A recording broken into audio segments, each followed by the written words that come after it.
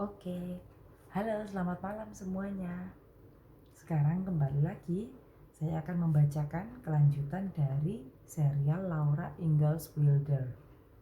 Yang ternyata setelah beberapa episode saya baru sadar membacanya bukan seperti yang saya bayangkan, tetapi seperti cara lama saya membaca, yaitu Laura Ingalls Wilder, bukan Wilder. Oke, maafkan ya.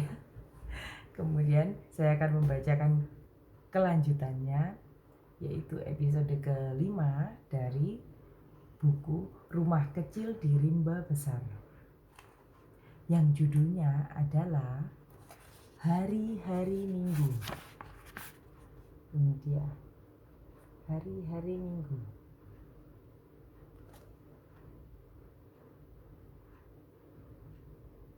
Buat kalian yang mendengarkan podcast, kalian tahu bahwa sebetulnya semua podcast ini ada saya upload di YouTube channel saya, sehingga kalian bisa melihat gambar-gambar yang ingin saya tunjukkan di situ. Jadi jangan lupa masuk saja ke YouTube channel saya dengan nama Ellen Anastasia, kemudian pencet tombol subscribe dan lonceng supaya kalian bisa tetap mendapat update video-video terbaru dari setiap cerita-cerita yang saya bacakan. Kemudian selain itu di video tersebut di YouTube saya juga akan ada video-video yang lain, seperti beberapa hobi yang mungkin cocok dengan kalian juga. Oke, jangan lupa like, share, dan komen karena berbagi itu menyenangkan. Oke, nah ini dia adalah gambar dari judul Hari-Hari Minggu. Ada Laura sepertinya di situ dengan bonekanya Charlotte.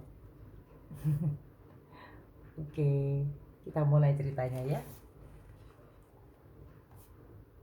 Oke, lewat hari Natal. Jalannya musim dingin terasa lambat sekali. Laura dan Mary mulai bosan tinggal di dalam rumah terus, terutama di hari Minggu. Waktu terlalu begitu pelan. Waktu berlalu begitu pelan. Kenapa begitu pelan? Setiap hari Minggu, Mary dan Laura memakai pakaian mereka yang paling baik dengan pita menarik di rambut mereka. Tubuh mereka pun bersih, sebab hari Sabtunya mereka telah dimandikan. Di musim panas, mereka dimandikan dengan air yang diambil dari mata air. Tetapi di musim dingin, Pa mengisi bak dengan gumpalan-gumpalan salju bersih. Di atas tungku, salju mencair menjadi air. Di dekat tungku yang hangat itu, di balik tirai yang dibuat dari selimut dan 2 buah kursi, Ma memandikan Laura. Sehabis Laura, baru giliran Mary. Laura dimandikan lebih dahulu sebab ia lebih kecil dari Mary. Ia harus pergi tidur lebih awal di hari-hari Sabtu bersama Charlotte, sebab sehabis mandi ia langsung harus memakai pakaian tidur yang bersih. Pa harus mengosongkan bak dan mengisi kembali dengan salju untuk memandikan Mary. Selesai mandi, Mary juga harus pergi tidur. Dan tibalah giliran Ma mandi di balik tirai. Setelah Ma, Pa mandi. Demikianlah cara mereka mandi agar semua bersih untuk hari Minggunya. Wow. Wow-nya tadi tidak ada di dalam cerita, tapi wow, kalian tahu ya, penuh kesabaran dan penuh effort untuk proses mandi ini. Seperti yang kita tahu di zaman kita sekarang, mandi usahanya tidak sebesar itu, tapi memang di zaman waktu itu untuk mandi itu butuh suatu usaha yang cukup banyak karena airnya harus dibawa. dan diletakkan di dalam bak. Sedangkan keran-keran belum ada. Di hari-hari Minggu, kita lanjutkan ya. Di hari-hari Minggu, Mary dan Laura tidak boleh berlari-lari, menjerit-jerit, atau membuat permainan yang ribut. Mary tidak boleh menjahit petak baru pada selimutnya yang terdiri dari 9 petak. Laura tidak boleh merajut sarung tangan kecil yang akan diberikan kepada si bayi Carrie. Anak-anak ini sangat kreatif dan produktif ya. Jadi Mary itu menjahit selimut yang terbuat dari kain perca yang berbentuk square atau kotak-kotak bujur sangkar. Kotak, kemudian itu bersambung. Jadi sebetulnya itu terdiri dari square patch gitu. Ada sekitar 9. Cantik sekali pasti.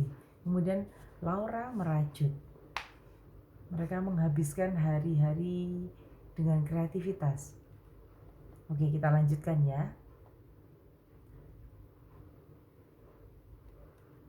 Mereka boleh memandangi boneka kertas mereka, tetapi tidak boleh membuat sesuatu yang baru bagi boneka-boneka itu. Mereka tidak boleh menjahit baju pada boneka, walaupun hanya dengan peniti.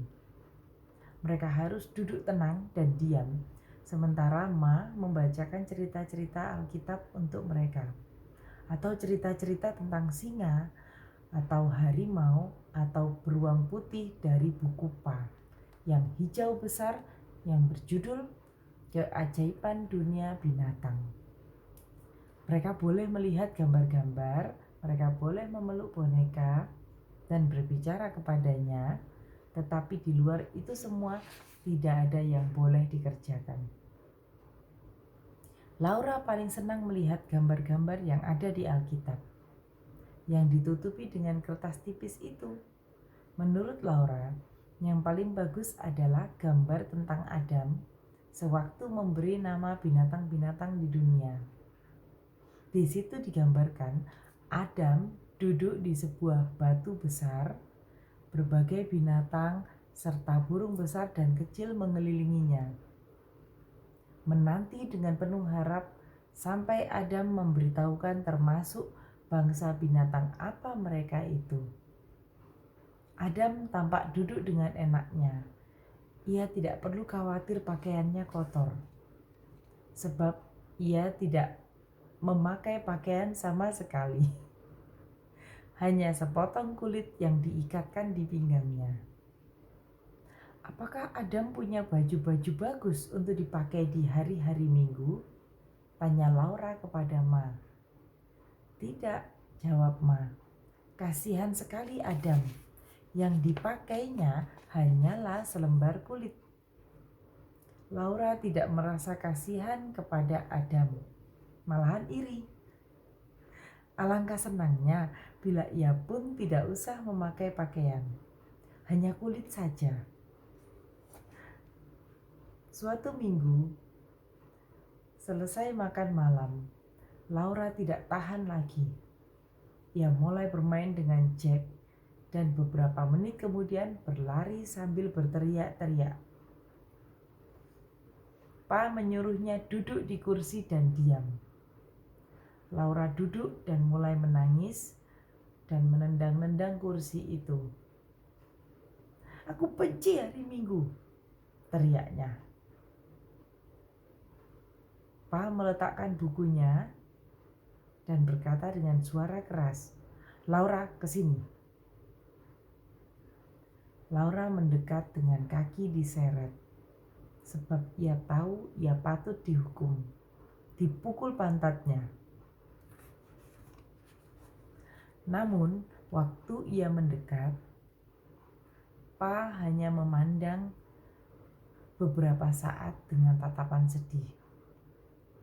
Kemudian mendudukkan Laura di lututnya serta memeluknya erat-erat.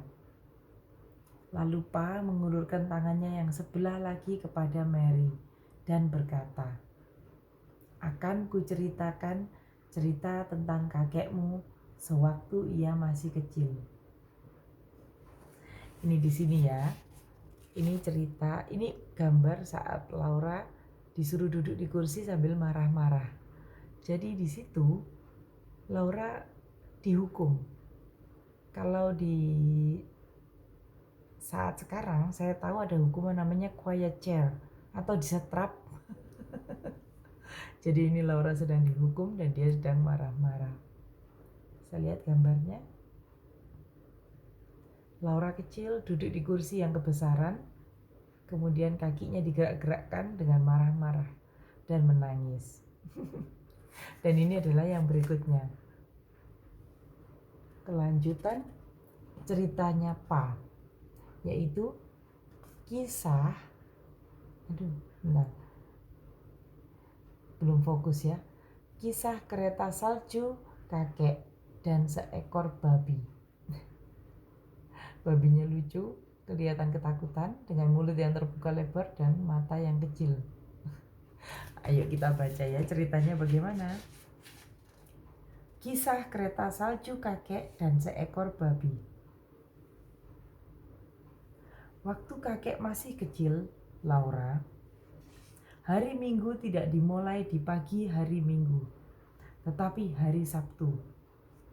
Begitu matahari terbenam di hari Sabtu, semua menghentikan pekerjaan atau permainannya. Makan malam berlangsung dengan hikmat. Selesai makan, ayah kakek membacakan satu ayat dari Alkitab. Semua mendengarkan dengan duduk tegak dan diam di kursi masing-masing. Kemudian semua berlutut dan ayah kakek mengucapkan doa yang sangat panjang. Baru setelah ia berkata amin, semua boleh berdiri. Masing-masing mengambil sebatang lilin dan pergi tidur. Mereka harus langsung ke tempat tidur, tidak boleh bermain-main, tertawa, bahkan bicara pun tidak boleh. Minggu pagi mereka sarapan makanan yang dingin, sebab ibu-ibu tidak boleh memasak di hari Minggu. Kemudian mereka memakai pakaian terbagus dan berjalan ke gereja. Mereka harus berjalan sebab memasang kuda pada kereta adalah termasuk bekerja. Dan di hari Minggu, orang tidak boleh mengerjakan apapun. Mereka harus berjalan perlahan dan penuh hikmat. Tidak boleh bercanda, tertawa, bahkan tersenyum. Kakek dan dua orang saudaranya berjalan di depan. Ayah dan ibu mereka berjalan di belakang. Di dalam gereja, kakek dan saudara-saudaranya harus duduk diam, tidak boleh bergerak selama 2 jam mendengarkan khotbah. Mereka tidak berani bergerak sedikit pun di bangku kayu yang amat keras, mengayunkan kaki pun tidak berani. Mereka tidak berani memalingkan kepala untuk melihat jendela, ke dinding, atau ke langit-langit gereja. Sama sekali tidak bergerak dan pandangan harus tetap terarah kepada pendeta. Selesai kebaktian gereja, mereka berjalan perlahan pulang. Mereka sudah boleh bicara, tetapi tidak boleh keras-keras. Juga masih tidak boleh tertawa atau tersenyum. Di rumah, mereka makan makanan dingin lagi. Makanan yang dimasak di hari sebelumnya. Kemudian, sepanjang siang harinya, mereka harus duduk belajar di bangku, mempelajari buku pelajaran agama sampai matahari terbenam dan hari Minggu selesai. Rumah ayah kakek terletak di tengah lereng sebuah bukit yang terjal. Dari puncak bukit hingga ke kakinya, terdapat sebuah jalan yang melewati depan rumah. Di musim dingin, jalan itu merupakan tempat meluncur yang menyenangkan. Suatu waktu, kakek dan kedua saudaranya, James dan George, membuat sebuah kereta luncur baru. Tiap ada waktu luang, mereka mengerjakan kereta itu hingga menjadi sebuah kereta luncur terbagus yang pernah mereka miliki. Panjangnya memungkinkan mereka bertiga duduk bersama-sama di dalamnya, satu di belakang yang lain. Menurut rencana, kereta luncur itu akan selesai Sabtu siang, sehingga dapat mereka coba petang harinya. Di hari Sabtu, mereka mempunyai waktu kira-kira 2-3 jam untuk bermain-main. Namun, minggu itu ayah mereka menebangi pohon di rimba besar. Ia bekerja keras dan ketiga anak itu harus membantu. Mereka harus mengerjakan pekerjaan-pekerjaan rumah sebelum matahari terbit dengan bantuan lentera agar dapat mulai bekerja di hutan begitu matahari muncul. Mereka bekerja hingga matahari terbenam. Selesai makan malam, mereka harus segera tidur agar dapat bangun pagi-pagi sekali. Jadi, tidak ada waktu untuk mengerjakan kereta luncur mereka sampai lewat tengah hari di hari Sabtu. Hari itu, mereka harus mengerjakan cepat-cepat, namun tidak keburu juga. Kereta luncur itu baru selesai setelah matahari terbenam di hari Sabtu. Oh, begitu. Nah, ini dia gambarnya ya. Buat kalian yang melihat di YouTube channel, ini gambar dari kereta luncurnya. Nah, jadi di sini kelihatan ini kereta luncur, bentuknya melengkung supaya depannya ini bisa meluncur dan belakangnya melanjutkan. Dan di sini sedang dibuat, ini ada palu, ada penghalus kayu. Kalau dulu saya waktu kecil tahu ini disebut alat pasrahan. Kemudian ada gergaji, ada sekaleng paku, ada papan-papan. Nah, ini papan yang dibuat duduk pasti nantinya, duduk yang dari belakang, tengah, dan kemudian nanti akan ada depan. Dan ini sisa papannya. Menarik sekali ya bentuknya ya. Melihatnya saja sudah menyenangkan. Oke, ayo kita lanjutkan ya ceritanya. Begitu matahari terbenam, mereka tidak boleh mencoba meluncur ke bawah. Satu kali pun tidak. Bila itu dilakukan, itu berarti mereka melanggar peraturan hari Sabat. Apa ya hari Sabat itu?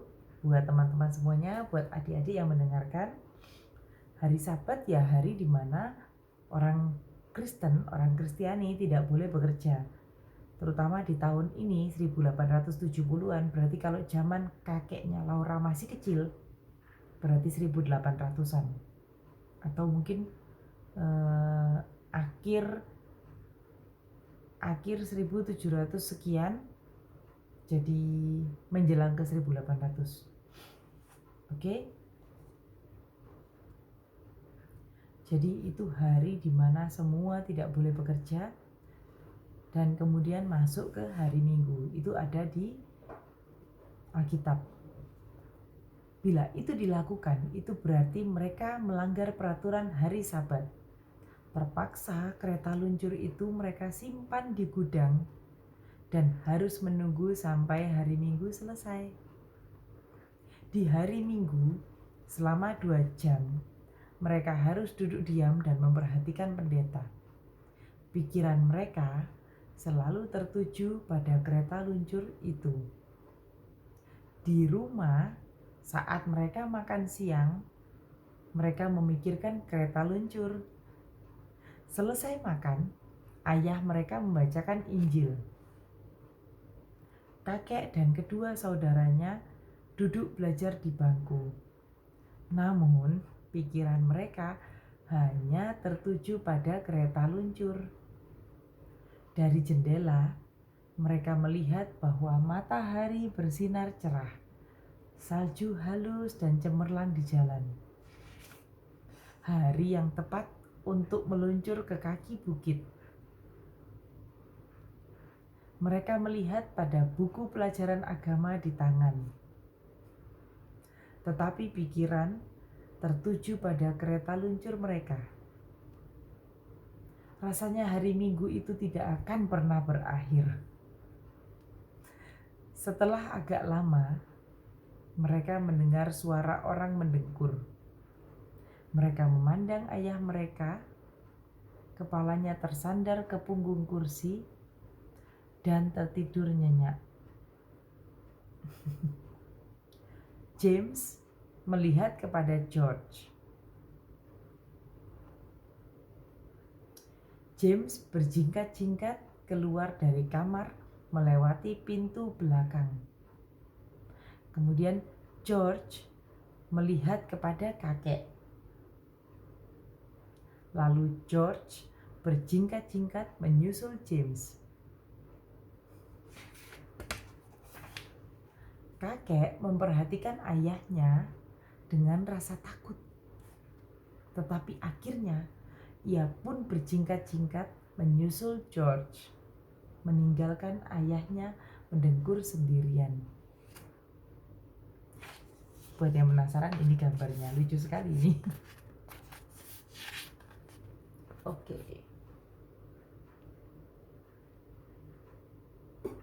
Jadi seperti kalian lihat di sini, ayah dari kakeknya Laura ketiduran. Khas dengan potongan rambut dan baju waktu itu ya. Ketiduran sambil mendengkur. Kemudian anak-anaknya James, George, dan kakeknya Laura mulai keluar, menyelinap keluar pelan-pelan lewat pintu belakang. Ayo kita dengarkan kelanjutannya ya, pasti seru. Oke.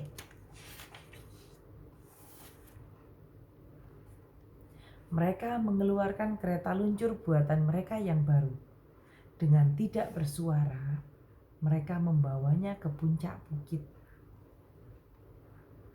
Maksud mereka hanyalah untuk mencoba, meluncur sekali saja, kemudian menyimpannya kembali, dan mempelajari buku agama sebelum ayah mereka bangun. James duduk paling depan, kemudian George, dan yang terakhir kakek, karena ia terkecil. Kereta mulai meluncur, mula-mula pelan. Makin lama, makin cepat, makin cepat. Akhirnya, bagaikan terbang meluncur di lereng terjal. Akhirnya keretanya bagaikan terbang meluncur di lereng terjal itu ke kaki bukit. Wush, gitu. Anak-anak itu tidak berani berteriak. Mereka tidak boleh bersuara. Sebentar lagi mereka akan melewati rumah, dan bila terlalu ramai, ayah mereka pasti bangun. Pasti terbangun. Tidak terdengar suara sedikit pun, kecuali desir kereta luncur itu di atas salju, serta desing angin di telinga mereka. Kalian terbayang? Push, gitu. Namun, saat kereta itu meluncur bagaikan terbang di dekat rumah, seekor babi besar dan hitam keluar dari dalam hutan, berjalan ke tengah jalan, dan berhenti di situ. No. Padahal kereta meluncur dengan deras itu ya. Kereta luncur meluncur begitu cepat sehingga tidak dapat dihentikan, juga tidak ada waktu untuk membelokkannya. Tidak terhindarkan, kereta menyeruduk perut si babi, kemudian mengangkat binatang itu dan menjatuhkannya ke pangkuan James. Si babi menjerit keras dan tidak henti-hentinya. Squeak, squeak, gitu bunyinya. Mereka melesat melewati rumah. Si babi duduk di depan, kemudian James, kemudian George, kemudian kakek. Kita lihat ya gambarnya, lucu sekali ini. Kebayang ada 3 anak cowok, 3 anak laki-laki, 3 bocah laki-laki tepatnya yang tidak patuh ini. Mereka naik kereta luncur. Pertama hanya bertiga, tapi kemudian sekarang menjadi berempat. Yang paling depan ini adalah babi hitam, babi hutan ini kelihatannya ya. Babi hitam besar, lengkap dengan ekornya yang keriting. Pangku bersama dengan James, kemudian George, dan kakeknya Laura. Lucu sekali ekspresi wajahnya. Kalian lihat di sini. Oke, kita selesaikan. Kita lanjutkan ceritanya.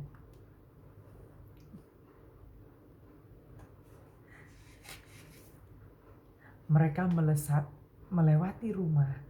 Si babi tadi duduk di depan, kemudian James, kemudian George, kemudian kakek. Mereka melihat ayah mereka berdiri di ambang pintu menatap mereka. Mereka tidak dapat berhenti, tidak dapat bersembunyi, tidak punya waktu untuk berbicara sepatah kata pun. Mereka meluncur terus ke kaki bukit. Babi di pangkuan James itu terus menjerit-jerit. Di kaki bukit mereka berhenti. Si babi melompat dari pangkuan James dan sambil terus menjerit-jerit lari masuk hutan. Ketiga anak itu berjalan perlahan menaiki bukit. Kereta luncur mereka simpan. Mereka menyelinap masuk ke dalam rumah dan duduk di bangku semula. Ayah mereka sedang membaca Injil. Beliau melihat mereka sebentar, tanpa berkata apa-apa, dan melanjutkan membaca. Anak-anak itu pun meneruskan mempelajari buku agama mereka. Namun, segera setelah matahari terbenam dan hari Sabat berakhir, ayah mereka menggiring mereka ke dalam gudang kayu. Mereka dicambui hingga babak belur. Dicambui hingga babak belur. Mula-mula James, kemudian George, dan terakhir kakek. Itu tutup ceritanya apa? Kalian kebayang ya, anak kecil dicambuk karena tidak disiplin, tidak menurut. Saya tidak bisa membayangkan seberapa keras, tapi pastinya dengan kasih seorang bapak ya harusnya ya. Jadi kau lihat Laura dan Mary, kata Pa, mungkin bagimu terasa berat untuk berlaku baik di hari Minggu. Tetapi kalian harus gembira bahwa sebetulnya peraturan yang ada sekarang ini jauh lebih ringan dari peraturan saat kakek masih kecil. Anak-anak perempuan juga harus mematuhi peraturan berat itu? Tanya Laura. Ma menjawab, bagi anak perempuan, peraturan terasa lebih berat. Bukan hanya pada hari Minggu. Di hari-hari yang lain, mereka juga harus berbuat sopan. Mereka tidak boleh meluncur di salju seperti anak lelaki. Anak perempuan di zaman itu harus duduk terus di dalam rumah dan menjahit saja kerjanya. Begitu penjelasan Ma. Nah, kini pergilah tidur, kata Pa sambil mengeluarkan biolanya. Laura dan Mary berbaring di tempat tidur, mendengar lagu pujian yang biasa dinyanyikan di hari Minggu. Bahkan, biola Pa pun tidak boleh menyanyikan lagu-lagu sehari-hari pada hari Minggu. Ini lirik lagu ya, Batu Karang yang Teguh. Pa mulai bernyanyi bersama biolanya. Kemudian ia menyanyikan Ini lirik lagu lagi ya. Apakah aku akan dibawa ke langit dalam sukacita, sedang yang lain bersusah payah, berjuang dan bermandi darah. Demikian lirik lagunya. Laura serasa melayang-layang diayunkan lagu-lagu Pa dan biolanya.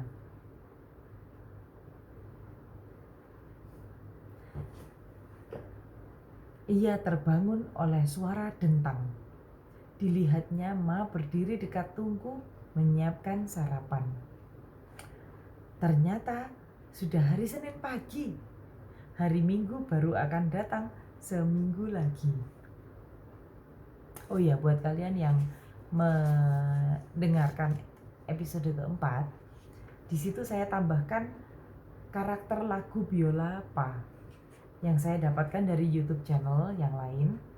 Jadi kalian bisa membayangkan kira-kira seperti apa musik di zaman tahun itu. Dan di YouTube channel saya berikan link untuk mendengarkan YouTube channel asli lagu yang saya masukkan di dalam podcast.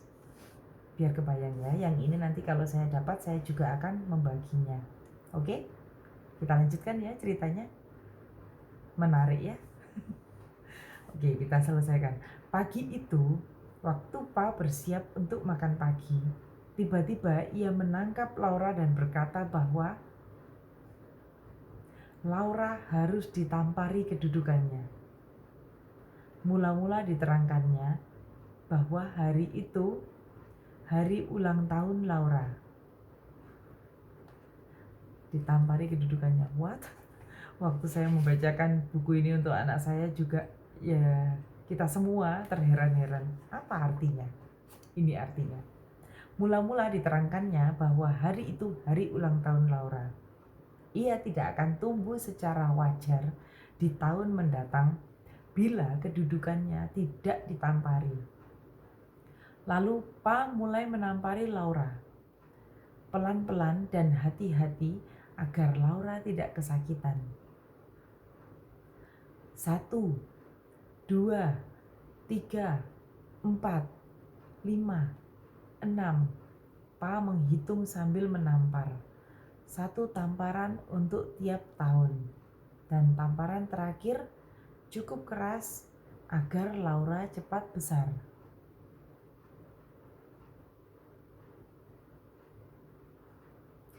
Apa ya yang ditampari, saya penasaran, tapi yang saya asumsikan adalah yang digunakan untuk duduk kan adalah pantat ya, berarti yang ditampar ya pantat kira-kira ya. Ditepuk tepatnya. 1, 2, 3, 4, 5, 6 sampai selesai, dan itu untuk tiap tahun, jadi berapa tahun umurnya sesuai jumlahnya itu. Dan tamparan terakhir cukup keras agar Laura cepat besar. Pa memberi Laura sebuah boneka kayu yang diukir sendiri untuk teman Charlotte. Ma memberi Laura 5 buah kue, masing-masing untuk tahun-tahun yang dilewati Laura bersama Ma dan Pa. Berarti Laura umur 5 tahun. Mary memberi hadiah sebuah gaun baru untuk Charlotte. Mary sendiri yang menjahit baju itu tanpa sepengetahuan Laura. Jadi itu kejutannya. Mary menjahitnya saat Laura mengira ia menjahit selimut. Malam itu, khusus untuk merayakan ulang tahun Laura, Pa menyanyikan lagu Pop Cerpelai Loncat. Pop Cerpelai Loncat. Nanti pasti akan ada terjemahannya ya. Kalau untuk lagunya ya kita harus cari dalam bahasa Inggris. Pa duduk, Mary dan Laura merapat di kiri kanannya. Kini perhatikan, kata Pa sambil memainkan biolanya. Perhatikan, mungkin kalian dapat melihat si Cerpelai meloncat kali ini. Lalu ia memulai. Ini Pa yang main biola.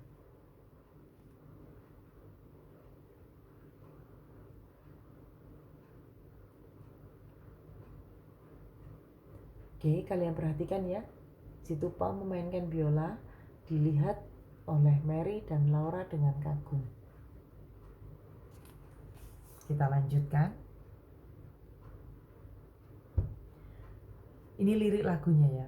1 sen pembeli benang, 1 lagi pembeli jarum. Itulah cara membelanjakan uang. Kemudian Laura dan Mary mendekat sebab mereka tahu waktunya telah tiba, si cerpelai akan meloncat. Cerpelai itu bajing bukan ya? Nanti kita cari ya, saya sendiri juga lupa bentuknya cerpelai seperti apa. Oke, lirik lagunya lagi. Pop. Jari Pa berseru pada sinar biola. Cerpelai loncat. Biola bernyanyi, kata-katanya begitu jelas. Namun Laura dan Mary belum berhasil melihat jari Pa yang membuat senar berbunyi pop. Oh, sekali lagi Pa, sekali lagi, pinta mereka. Mata Pa yang biru itu seakan-akan tertawa, dan biola terus bermain sementara ia menyanyi.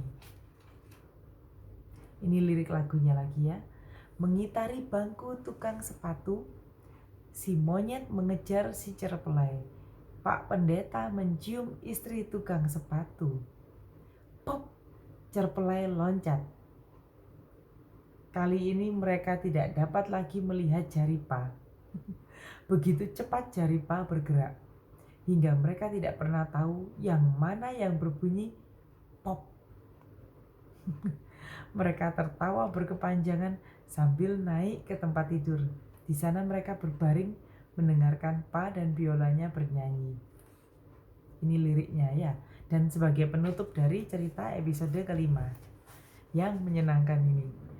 Ada seorang kulit hitam, Paman Ned namanya. Dia telah mati di masa silam. Di kepalanya tak terdapat rambut. Di tempat rambut mestinya tumbuh. Jarinya panjang-panjang, sepanjang sulur-suluran di semak. Matanya hampir-hampir buta. Ia tak punya gigi untuk menggigit kue tajak. Jadi kue itu dibiarkannya saja. Gantungkan sekop dan tajak juga. Letakkan biola dan penggeseknya.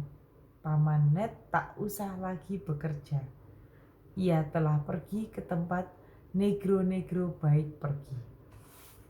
Demikian lagunya, dan itu juga penutup dari episode yang kelima, yang membuat kita semua juga bisa memetik sesuatu dari cerita hari ini.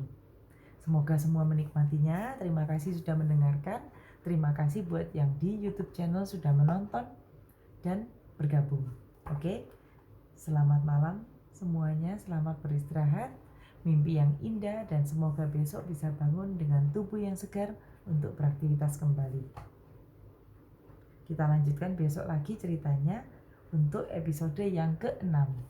Seperti biasa saya akan berikan gambaran untuk cerita yang selanjutnya. Judulnya adalah 2 ekor beruang besar. Dinantikan ya besok. Ini gambarnya.